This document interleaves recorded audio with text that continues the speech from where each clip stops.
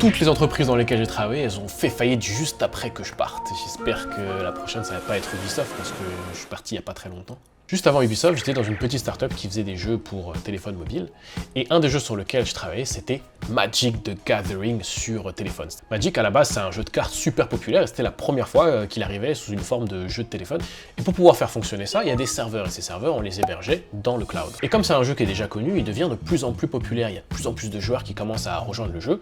Donc on doit rajouter de plus en plus de serveurs et se laisser un petit peu de marge pour pouvoir grossir. Sauf que petit à petit, on commence un petit peu trop confortable à se donner de la marge. Par exemple, on déploie une nouvelle version qui a des nouvelles fonctionnalités, donc on a besoin d'un petit peu plus de serveurs. Comme il y a de plus en plus de monde, il y a des algorithmes qui commencent à devenir de moins en moins efficaces, donc on doit mettre des plus grosses machines avec plus de processeurs. Ou de temps en temps, on va avoir un petit bug qu'on peut pas résoudre tout de suite et qui va faire qu'on va consommer un petit peu plus de mémoire, donc on a besoin des serveurs encore un petit peu plus gros. Et moi, comme je m'occupe de cette infrastructure dans le cloud, et bah, je vois la facture de mes yeux grossir en exponentiel, passer de 1000 à 2000, de 2000 à 7000 et ça devient incontrôlable. Donc je me demande un petit peu où est-ce qu'on va comme ça, parce que là, ça commence à faire des salaires. Donc j'essaye un petit peu d'alerter mes supérieurs, de leur dire ok, ça fonctionne, mais regardez, la facture, elle, bientôt, elle sera to the moon. Mais qui suis-je pour oser mettre mon nez dans la compta?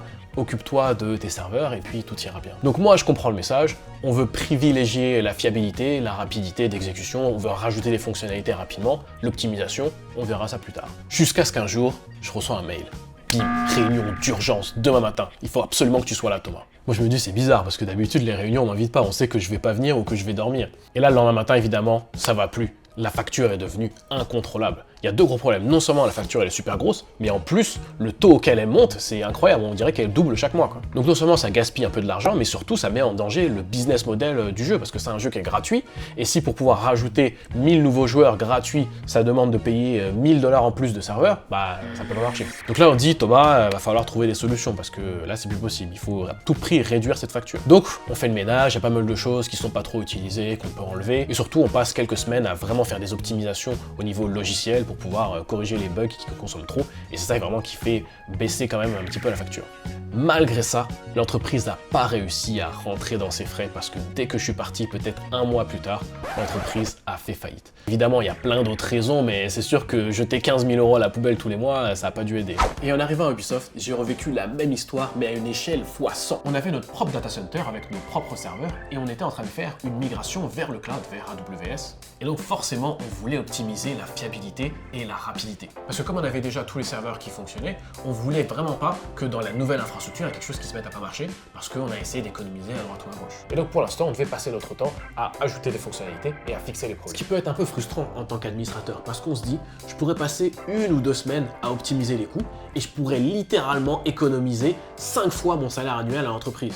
Donc on se demande pourquoi est-ce qu'on m'empêche de travailler là-dessus. Mais parfois c'est vrai que c'est mieux de se concentrer sur la rapidité d'exécution plutôt que sur l'optimisation. Et quand on a commencé à utiliser des conteneurs, c'était encore pire. Dans le jeu vidéo, on a des grosses fluctuations d'utilisation. Les gens ils jouent beaucoup plus le soir que le matin ou la journée. Mais encore pire que ça, quand il y a des mises à jour ou quand il y a le nouveau Assassin's Creed qui sort, on a des spikes d'utilisation de malades. Donc non seulement il faut être capable de scaler les applications dans ces conteneurs, et elles ont toutes des besoins différents, il y en a qui ont besoin d'un peu plus de CPU, il y en a qui ont besoin d'un peu plus de RAM, il y en a c'est un peu un mix des deux. Mais en plus de ça, on doit scaler l'infrastructure physique qui gère tous ces conteneurs. Et ajouter des serveurs, ça prend quelques minutes, alors que nos applications, il faut qu'elles soient capables de scaler du simple au décuple comme ça. Et au final, c'était juste trop difficile d'avoir exactement le bon nombre de serveurs, exactement à la bonne taille.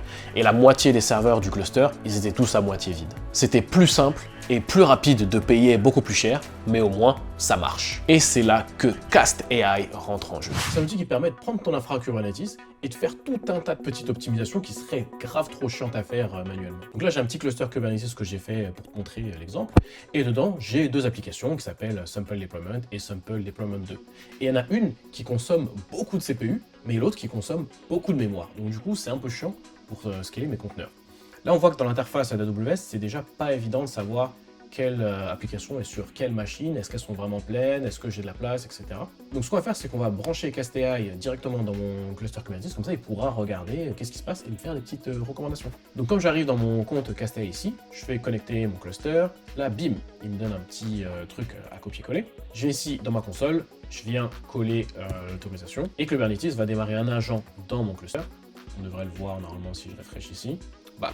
CastAI Agent, il est déployé, et maintenant il a le droit de regarder qu'est-ce qui se passe, où est-ce que j'ai des coulées. Et quand je reviens ici, j'ai mon cluster qui est connecté à CastAI et qui est en read-only. Ça veut dire que là pour l'instant, CastAI va rien faire dans mon cluster. Et tout de suite, ça me dit combien je paye en ce moment par mois, et combien est-ce que je pourrais payer avec les optimisations que pourrait faire CastAI pour moi. Et ce qui est cool, c'est que là, c'est dans la version gratuite, c'est qu'il va te dire exactement qu'est-ce qu'il ferait lui-même pour pouvoir optimiser. C'est-à-dire que si tu veux, tu peux aller même toi-même le faire. Donc la première chose qu'il recommande, c'est de changer le type d'instance. Donc là, ici, on a 4 C5X large, 4 CPU, 8 Go de RAM. Il recommande de te dire, ok, tu pourrais prendre des C6A, bref, c'est un autre type de machine qui a des processeurs AMD et qui est légèrement moins cher. Tu pourrais prendre des plus petites machines avec un peu moins de CPU, un peu moins de RAM, mais une plus grosse machine, et au total, ça te coûterait 61% moins cher que ce que tu fais maintenant pour la même capacité. Donc ça déjà, c'est le petit conseil qu'il te donne dans la version gratuite, c'est cadeau. Deuxièmement, pour pouvoir réduire la facture d'autant, il va utiliser des spot instances. Et il va te recommander un mix de instances on-demand et de instances spot. Les instances spot, c'est grave stylé. En gros, Amazon, ils ont toujours un petit peu plus de machines que ce qu'ils ont besoin pour pouvoir répondre à la demande qui fluctue. Et donc du coup, c'est plein de machines qui sont là, qui traînent et qui font rien. Et donc, au lieu d'avoir des machines qui servent à rien, Amazon, ils se sont dit,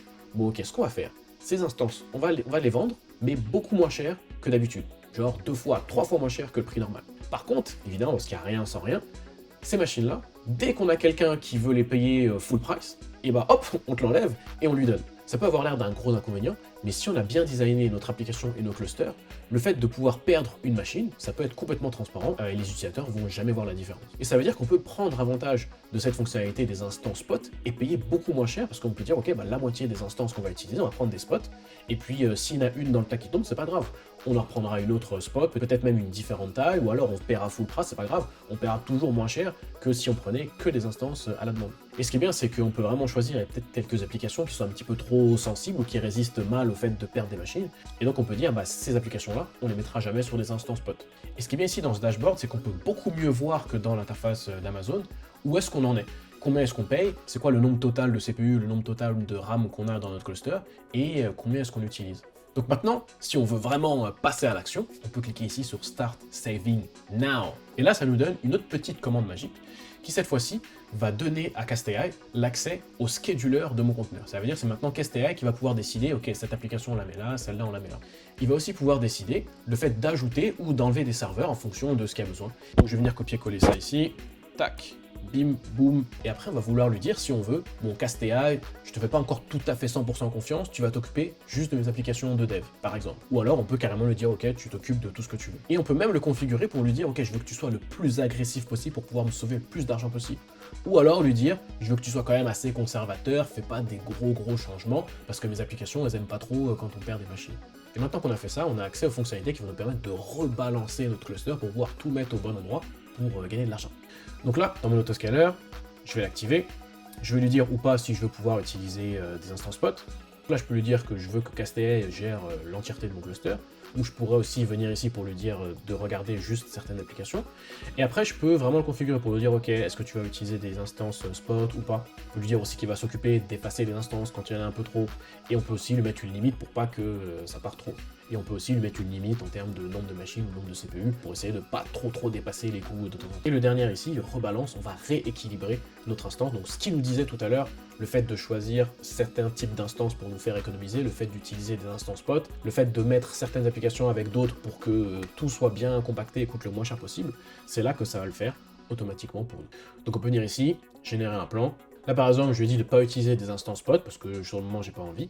Et là il me dit les C5X large, à la place on va te mettre des C6A, on va t'en mettre des plus petites et on va t'en mettre que 2 et on te mettra une machine plus grosse et tu vas économiser presque la moitié de ton budget pour avoir les mêmes performances. Et là c'est vraiment un petit exemple avec un cluster avec 3-4 machines. Imagine vraiment si tu as une plus grosse infrastructure, que tu as plusieurs environnements, etc. Tu peux sauver des milliers, des millions de dollars quoi. Donc ça vaut la peine de tester, même si tu prends pas la version payante, ça va quand même te dire qu'est-ce qu'il faudrait faire pour pouvoir économiser de l'argent, et si tu veux faire toi-même, et bah il n'y a rien qui t'empêche. Donc si tu veux regarder ça, c'est le premier lien dans la description, et merci beaucoup à CastAI pour avoir sponsorisé cette vidéo.